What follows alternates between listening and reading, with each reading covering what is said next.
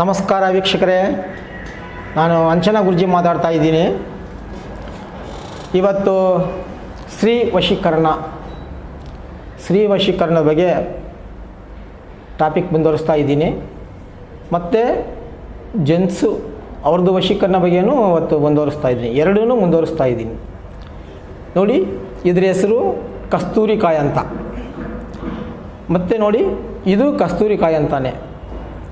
ಇದರಲ್ಲಿ ಒಂದು ಜೆಂಟ್ಸು ವಶೀಕರಣ, ಒಂದು ಮಹಿಳೆಯರ ವಶೀಕರಣ. ಮಹಿಳೆಯರ ವಶೀಕರಣ ಅಂದರೆ ಎಷ್ಟೋ ಸಂಸಾರಗಳಲ್ಲಿ ನಮ್ಮ ಮಿಸಸ್ ನಮ್ಮ ಮಾತು ಕೇಳ್ತಾ ಇಲ್ಲ, ನಾವು ಬೆಳಗ್ಗೆಯಿಂದ ಸಾಯಂಕಾಲವರೆಗೆ ಕೆಲಸ ಮಾಡಿ ಮನೆಗೆ ಬಂದರೆ ಅಕ್ಕಪಕ್ಕದವ್ರ ಮಾತು ಕೇಳ್ಕೊಂಡು ಹೆಂಗಂದರೆ ಹಂಗೆ ಇದು ಮಾಡ್ತಾರೆ. ನಮಗಿದೇ ಹಿಂಸೆ ಆಗ್ಬಿಟ್ಟೈತೆ, ನೆಮ್ಮದಿ ಇಲ್ಲ, ನನ್ನ ಮನೆಗೆ ಇರೋಕ್ಕೆ ಇಷ್ಟ ಇಲ್ಲ, ಎಲ್ಲ ಬಿಟ್ಟು ಹೋಗ್ಬಿಡೋಣ ಕಾಡಿಗೆ ಅನ್ನೋ ಥರ ಐತೆ. ಇದರಿಂದ ಹೆಂಗಪ್ಪ ನಾನು ಆಚೆ ಬರೋದು ಅಂತ ಎಷ್ಟೋ ಜೆಂಟ್ಸ್ಗಳು ಒದಲಾಡ್ತಾವ್ರೆ.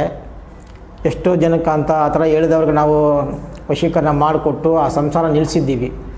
ಅದೇ ಥರ ಎಷ್ಟೋ ಮಹಿಳೆಯರು ನಮ್ಮ ಯಜಮಾನಪ್ಪ ನಮ್ಮ ಮಾತು ಕೇಳ್ತಾ ಇಲ್ಲ, ಪಕ್ಕದಲ್ಲಿ ಯಾವುದೋ ಒಂದು ಲೇಡೀಸ್ನ ಇಟ್ಕೊಂಡ್ಬಿಟ್ಟವ್ರೆ, ಸಂಪಾದನೆ ಮಾಡಿದ ಮನೆಗೆ ಕೊಡಲ್ಲ, ಮಕ್ಕಳು ಹೆಂಗೆ ಓದಿಸೋದು, ಮನೆ ಹೆಂಗೆ ಮೇಂಟೈನ್ ಮಾಡೋದು ಅಂತ ಮಹಿಳೆಯರು ಅಂತ ಕಣ್ಣಲ್ಲಿ ನೀರು ಹಾಕ್ಕೊಂಡು ಎಷ್ಟೋ ಮಹಿಳೆಯರು ಇವತ್ತಕ್ಕೂ ಕಣ್ಣಲ್ಲಿ ನೀರು ಹಾಕ್ಕೊಂಡಿರೋರು ಅವರೇ. ಅಂಥವ್ರಿಗೆ ಎಷ್ಟೋ ಸಂಸಾರನ ನಾವು ಈ ವಶೀಕರಣಗಳು ಕೊಟ್ಟು ನಿಲ್ಲಿಸಿದ್ದೀವಿ, ಸಂಸಾರನ ಉದ್ಧಾರ ಮಾಡಿದ್ದೀವಿ. ಎಷ್ಟೋ ಜನ ಇವತ್ತು ಕಾಲ್ ಮಾಡಿ ನಿಮ್ಮಿಂದ ನಮ್ಮ ಸಂಸಾರ ನೆಟ್ಟಗಾಗೈತೆ ಅಂತ ಹೇಳ್ತಾರೆ. ನಮ್ಗೆ ಅಷ್ಟೇ ಸಾಕು ಸಂತೋಷ, ಅದಕ್ಕಿಂತ ನಮ್ಗೆ ಇನ್ನೇನು ಬೇಕಾಗಿಲ್ಲ.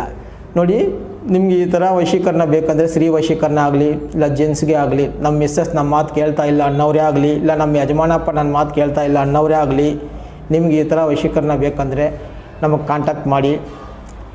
ಇದರಿಂದ ನೀವು ತೊಂದರೆಯಿಂದ, ಕಷ್ಟದಿಂದ ನಿವಾರಣೆ ಆಗ್ಬೋದು. ನಿಮ್ಮ ಮನೆ ತುಂಬ ಅಂಡರ್ಸ್ಟ್ಯಾಂಡ್ ಆಗಿ ನಿಮ್ಮ ಸಂಸಾರ ಮುಂದುವರಿಸ್ಬೋದು.